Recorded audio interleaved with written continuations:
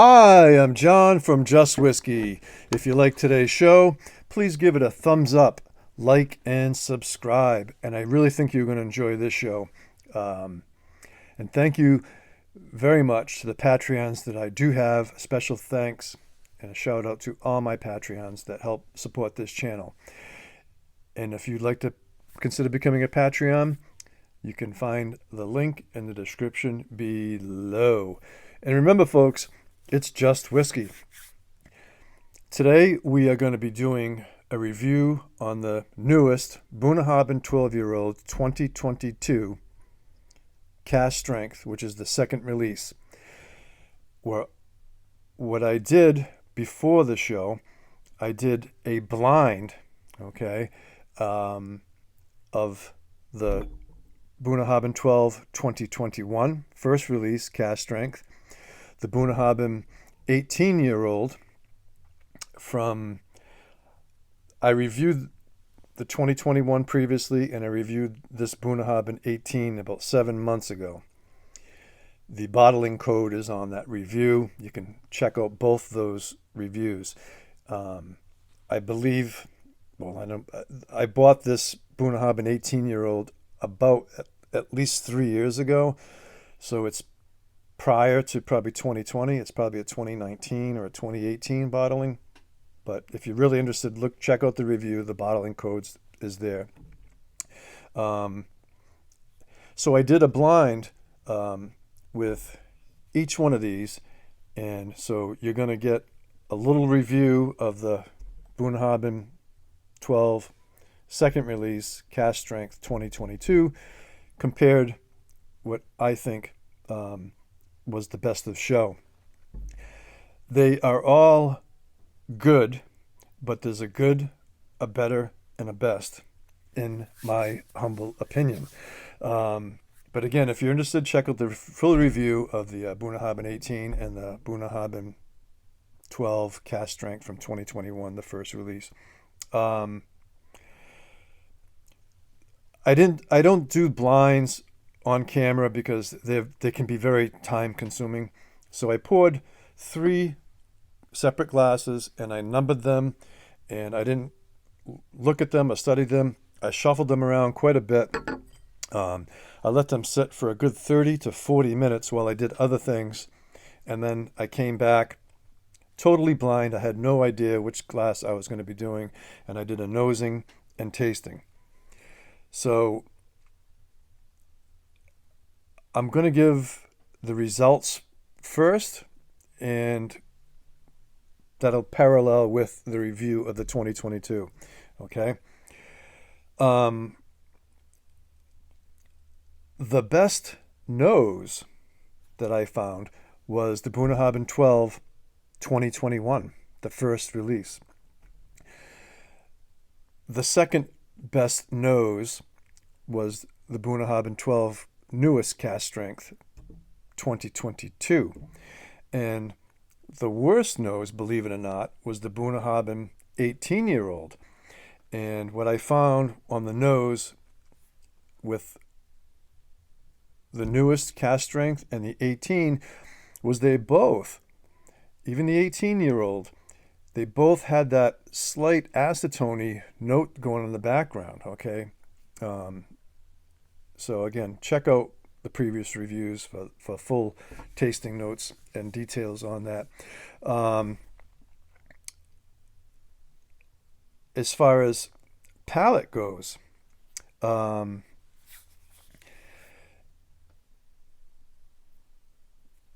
trying to make this so it won't be confusing. All right, let's go. So let's go into the nose in the 2021, okay, which I thought was the best nose.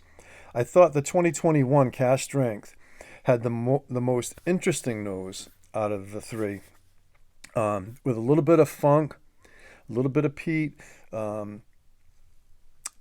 It had some age to it. It's well matured, with some mustiness and danky notes, and the fruits were there as well. And the nose on the 18-year-old, again, a little bit of acetone, and a little bit of egginess there. Not, I shouldn't say egginess, egg. A cooked egg, but not sulfur by any means.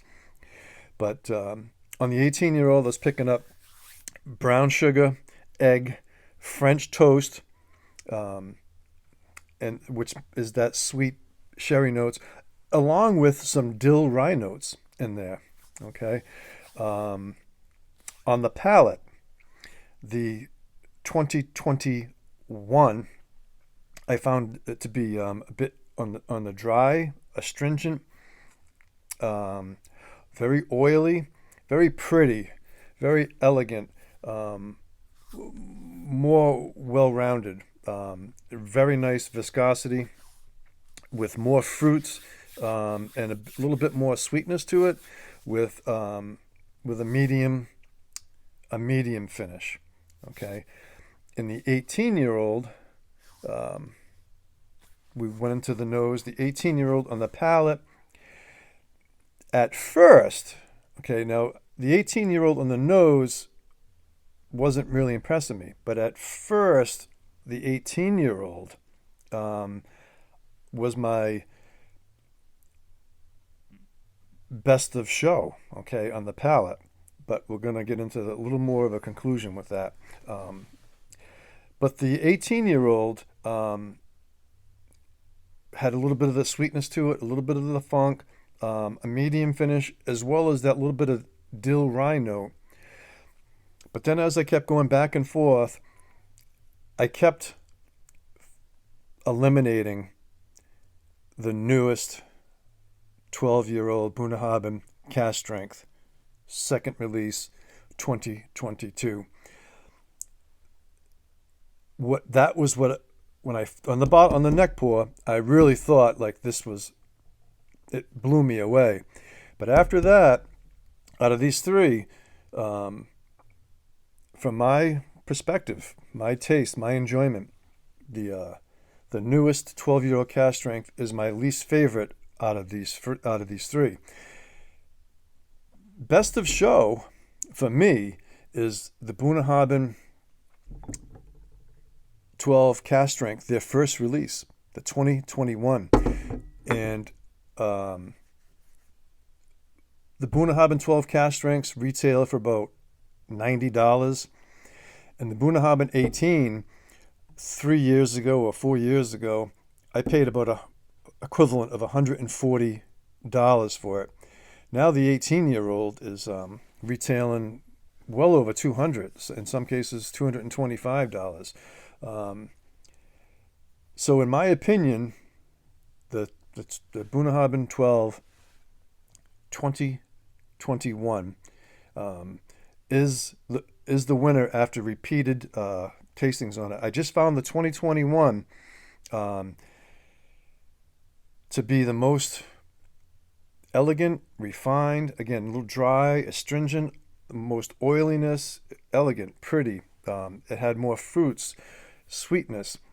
The finish was a medium finish on the 2021.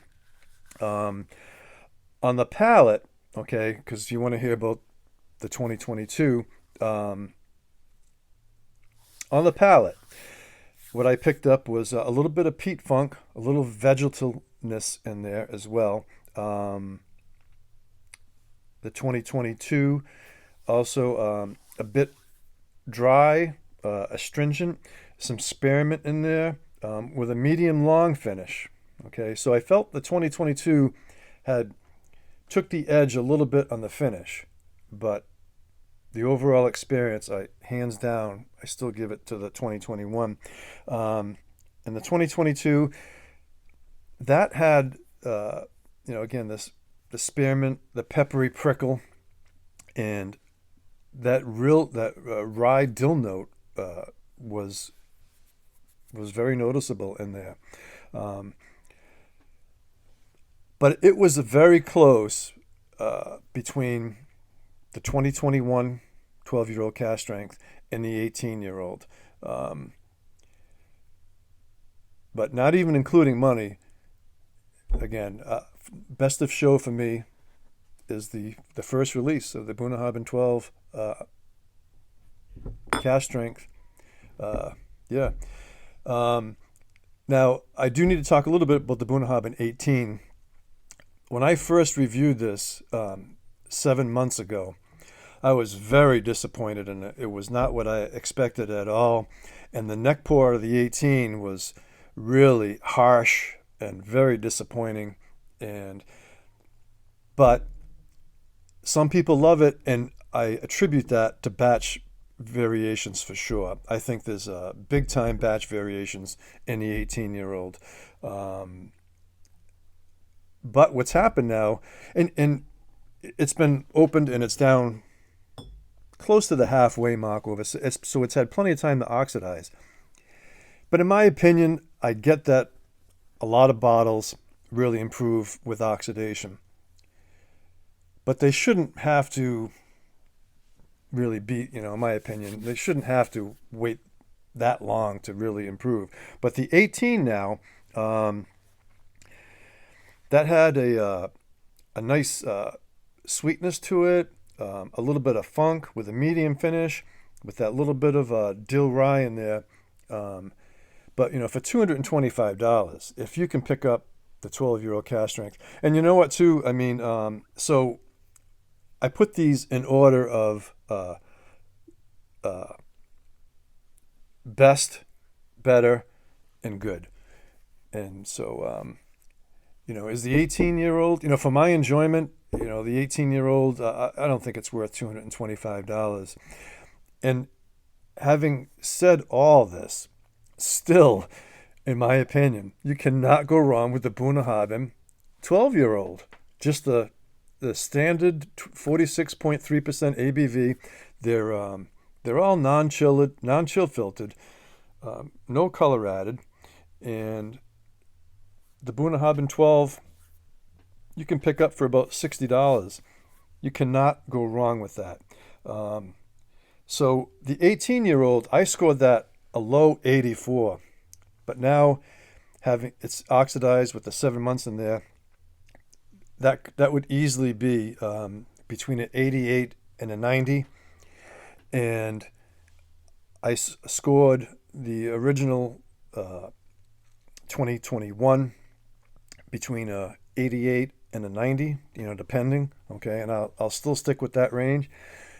And the Bunnahabhain, the newest Bunnahabhain 12 cask strength 2022, which is the second release, I'd score that probably an 87. Okay. 86 to 87. So somewhere in that range. I think that's pretty much covered it. I hope this hasn't been too convoluted and confusing. So there you have it, folks. If you like today's show, please feel free to comment. But in my opinion, if you take out of the equation the 18-year-old, this Bunnahabhain 2022 has been getting a lot of hype from a lot of big channels, and I still would go with the 2021. However, again, the neck pour on the 2022 blew my mind. But after that, it settled right down, and so yeah, I could go on and on, but all good things must come to an end. So again, if you like today's show, please give it a thumbs up, like, and subscribe, and consider becoming a Patreon with the link in the description below. Thank you to all the Patreons I do have. And remember, folks, no matter how good it is or how much it costs, it's just whiskey. So hats off to you all, and take care, folks, and listen to John Prine.